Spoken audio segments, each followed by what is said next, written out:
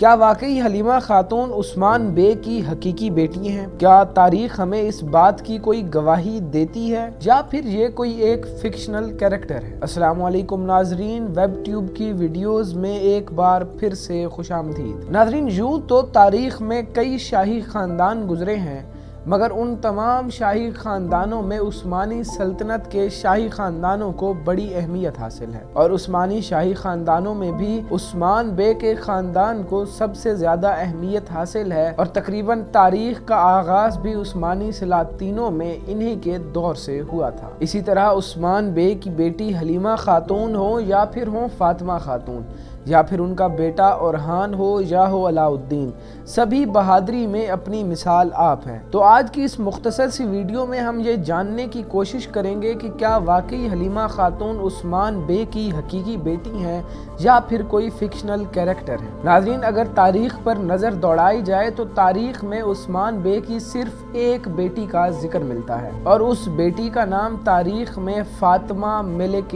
خاتون ملتا ہے۔ مگر ناظرین، اس میں کچھ تاریخ دانوں کا اس بات پر اختلاف ضرور ہوا تھا کہ فاطمہ خاتون اور ہیں اور ملک خاتون کوئی اور ہے۔ ناظرین، تاریخ میں عثمان بے کی ایک ہی بیٹی کا ذکر ملتا ہے جو عثمان بے کی وفات کے بعد 21 سال تک زندہ رہی تھی، اور اس بیٹی کا نام بھی آپ کو معلوم ہو چکا کہ فاطمہ خاتون تھا، جبکہ حلیمہ خاتون نامی کسی بھی خاتون کا تاریخ میں کوئی ذکر نہیں ملتا سوائے عثمان بے کی والدہ حلیمہ سلطانہ کے علاوہ۔ ناظرین، اگر بات کی جائے کرلوس عثمان کے سیزن 6 کی کہ اس میں حلیمہ خاتون کا کردار کیوں شامل کیا گیا ہے، تو یہ اس لیے کیا گیا ہے کیونکہ سیزن 5 میں ریٹنگ کرلوس عثمان کی اتنی گر چکی تھی، تو اس مردہ روح کو دوبارہ سے پھونکنے کے لیے اب کی بار حلیمہ خاتون کا کردار شامل کیا گیا ہے تاکہ کرلوس عثمان کی ریٹنگ کو بڑھایا جا سکے، اور اسی طرح ہوا ہے، کرلوس عثمان کی ریٹنگ ایک بار پھر سے بڑھنا شروع ہو گئی ہے۔ تو ناظرین، اگر آج کی ویڈیو پسند آئی ہو تو چینل کو سبسکرائب کریں، ویڈیو کو لائک کریں، دعاؤں میں یاد رکھیں۔ اللہ حافظ۔